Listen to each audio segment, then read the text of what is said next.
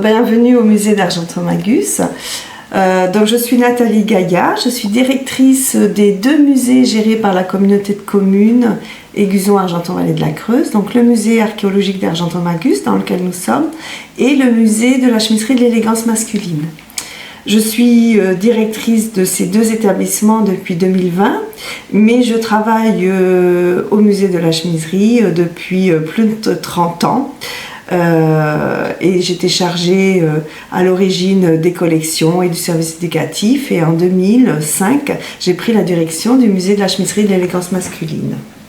Gérer un musée, c'est un gros travail administratif, et quel que soit, on va dire, quand même le thème des collections, puisque nous avons un musée vraiment archéologique et l'autre musée sur les collections techniques de l'industrie textile, donc avec deux thématiques très différentes, mais ma fonction, c'est surtout une gestion administrative.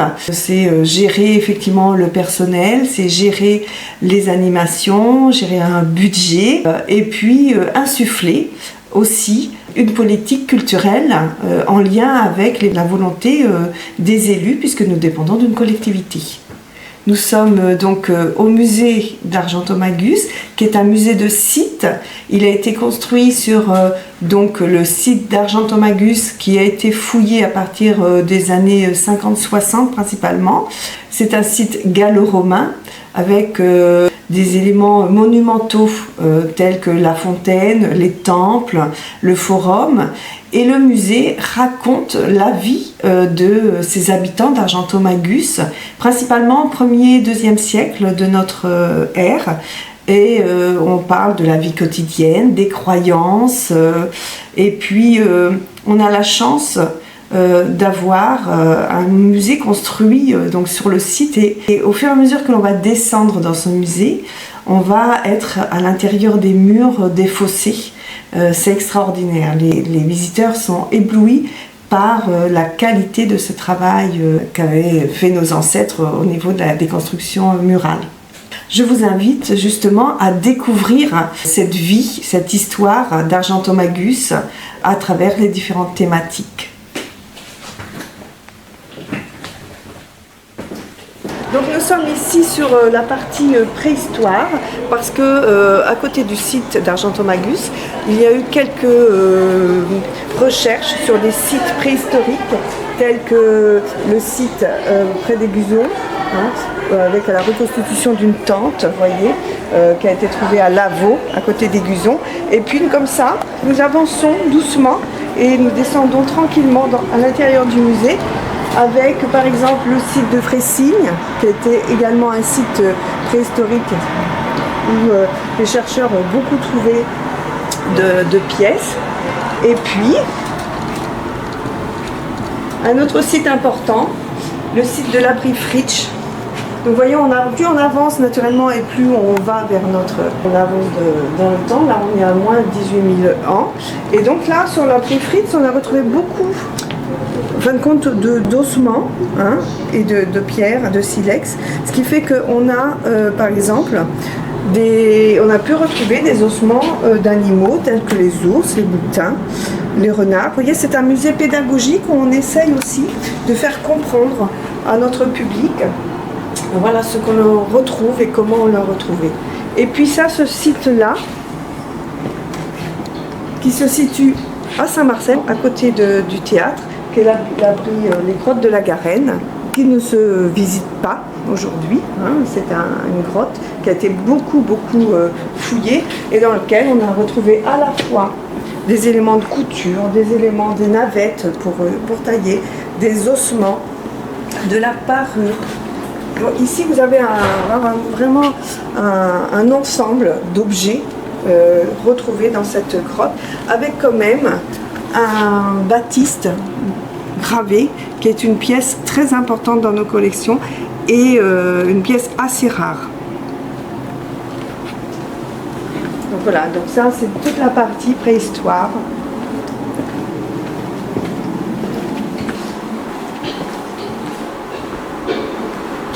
Et là, nous allons commencer, en fin de compte, la visite plutôt liée à l'époque gallo-romaine et en lien avec le site.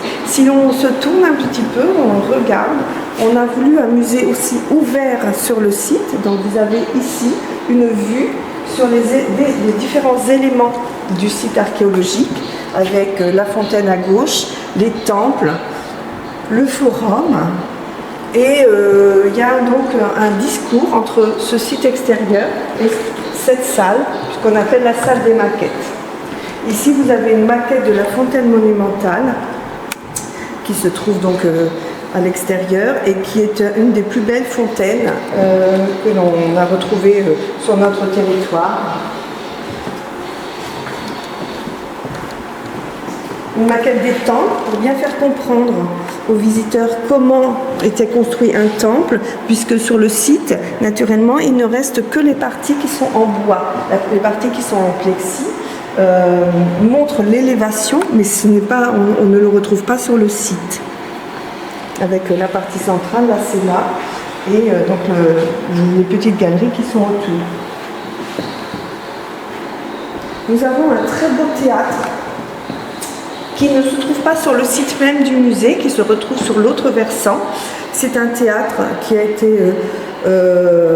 qui est visitable, hein, qui est visible, dans lequel l'été il y a souvent des spectacles, et qui est très très bien conservé et qui est géré par l'État. Ici, différentes étapes du théâtre. Et puis nous allons arriver à la vie quotidienne. Et ça, c'est vrai que ce sont des parties qui sont très parlantes pour le public, avec beaucoup d'objets que nous avons retrouvés sur le site. Alors, je rappelle que tous les objets qui sont présentés ici ont été retrouvés sur le site. Donc, la vie quotidienne, c'est l'habitat. Or, l'habitat, nous avons ici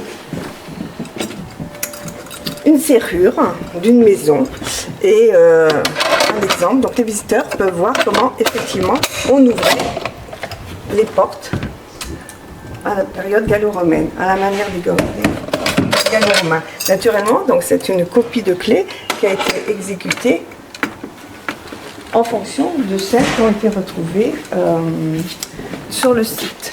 Donc là, voilà quelques exemples de clés retrouvées sur le site. Sur l'habitat, nous avons également retrouvé des hypocaustes, des systèmes de chauffage. Donc là, nous avons une reconstitution d'un hypocauste. Et à côté, nous avons ce dessin qui illustre la manière dont les maisons étaient chauffées à l'époque des Gallo-Romains et des Romains. C'était des maisons, en fin de compte, qui étaient, vous voyez, vous aviez le chauffage central. Ça serait une maison plus riche? Oui.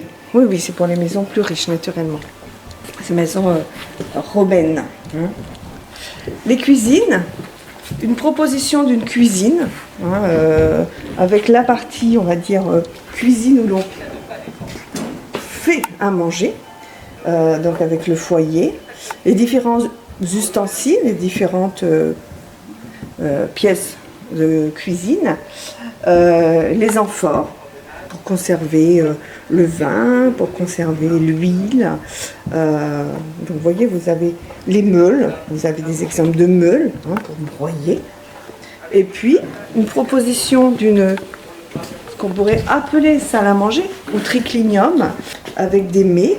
On mangeait des huîtres, on mangeait des œufs, on mangeait des lentilles. Et voilà, il y avait différentes nourritures qui sont connues et qu'on pouvait déguster avec différentes pièces de vaisselle. Vous avez par exemple un pichet, un petit biberon au premier plan devant la déesse mère et des amphores. Nous avons également dans cette vie quotidienne, naturellement les monnaies, puisque on sait qu'il y avait des échanges, qu'il y avait de la monnaie qui circulait à différentes époques. Et puis on a retrouvé aussi beaucoup de pièces de parures et de toilettes féminines, que ce soit les broches, que ce soit les bagues, les bracelets, et tout ce qui était fibule pour accrocher le vêtement, puisque les Romains, les Gallo-Romains, portent des vêtements drapés et non pas cousus. Également une reconstitution d'un foyer, puisque on sait qu'à Argentomagus, il y avait la métallurgie du fer, d'où le nom aussi d'Argentomagus. Donc là, on a une reconstitution, voilà, d'une maquette d'un four de réduction des minerais de fer. Puis nous allons rentrer dans une zone consacrée à la mort et aux rites funéraires.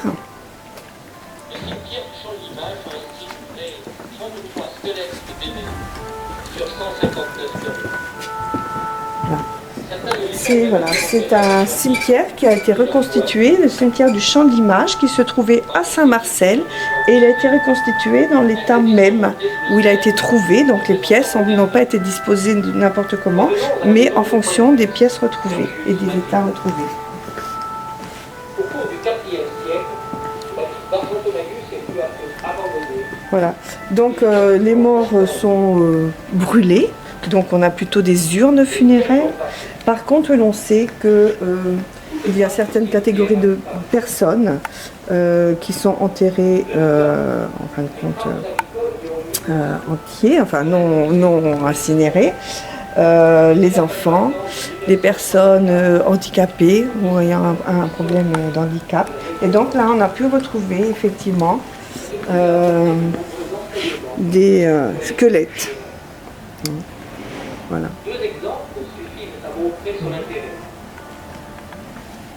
Et vous avez à chaque fois aussi des petites statuettes qui sont des offrandes aux morts.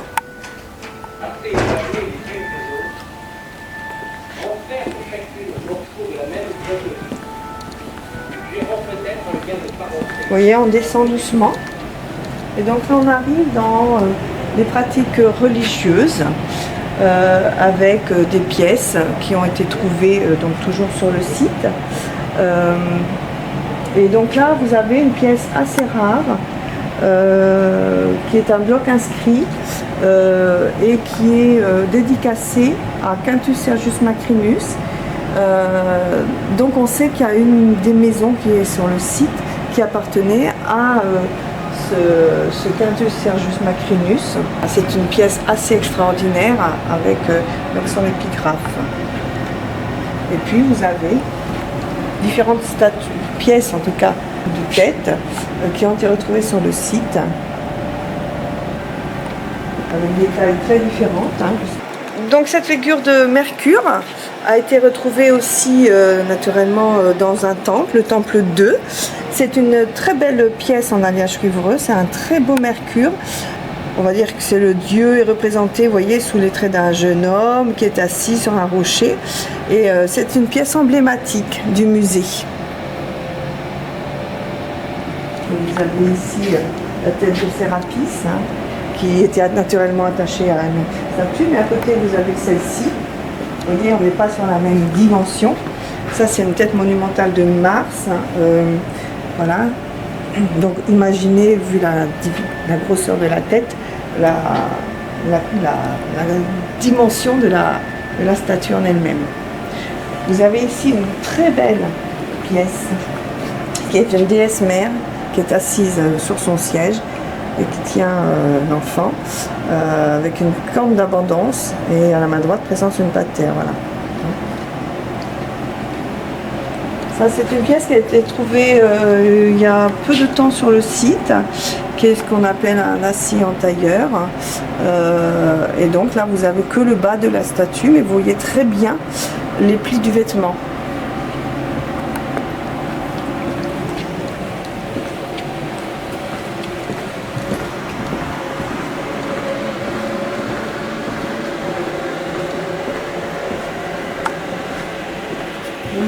Plus nous descendons, voyez, et plus on va trouver les murs de soutènement des fossés. Il faut savoir que le musée, au départ, il a été choisi, cet emplacement a été choisi. On pensait qu'il y avait peu de choses qui gêneraient la construction du musée, et en fin de compte, quand ils ont commencé à gratter, ils ont découvert ces murs. Et l'architecture du musée a été un petit peu conçue différemment, puisque en fin de compte, le musée, il est tenu sur ces gros piliers qui en fin de compte, ne gênent pas les structures murales qui existent.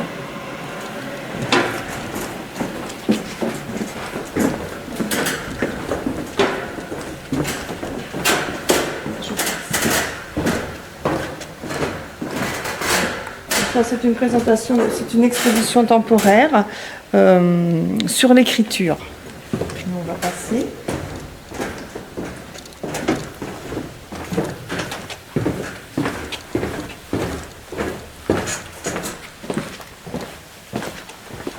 Voilà, et là, on arrive dans les fossés avec ces murs extraordinaires, d'une grande qualité. Vous voyez les différents trous qui sont les trous de Boulin, c'est-à-dire les trous qui permettaient de mettre l'échafaudage, puisque plus on montait, il fallait bien un échafaudage, et on en verra un en bas.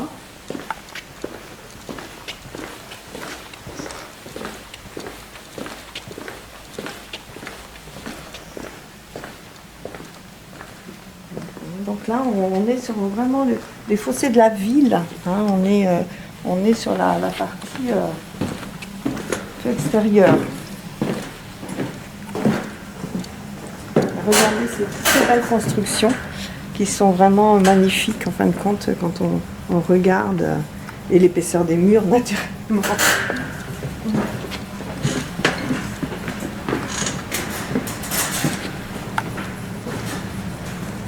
On a retrouvé sur le site des enduits peints, des décors peints. On en a un tout petit peu, on n'en a pas beaucoup, mais donc ça veut dire voilà, quand même que à l'intérieur des maisons, on avait du décor.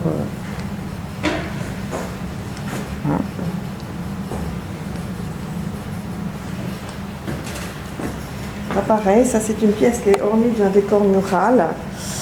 Mais on ne sait pas trop exactement effectivement comment tout ça s'articulait.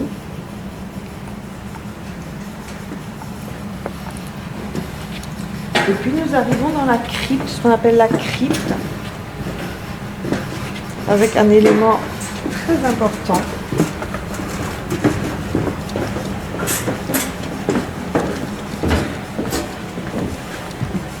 Qui est cet autel, qui est cette édicule avec les deux divinités.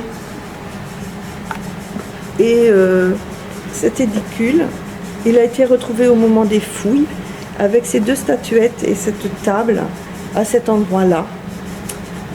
C'était une découverte extraordinaire pour les archéologues au moment de la construction du musée.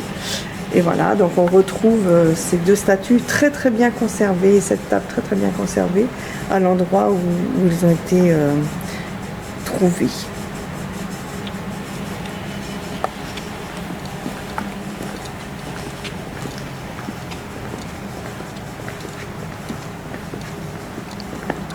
Nous avons également ici un autel, voilà, en tuiles et en moellon, et donc qui était ouvert, vous voyez, vers l'est. Voilà. Et donc vous avez à l'intérieur également des stèles qui avaient été retrouvées. La stèle. Donc les publics, les visiteurs font des offrandes encore, puisque nous retrouvons toutes ces petites pièces. La pièce ronde est une pièce,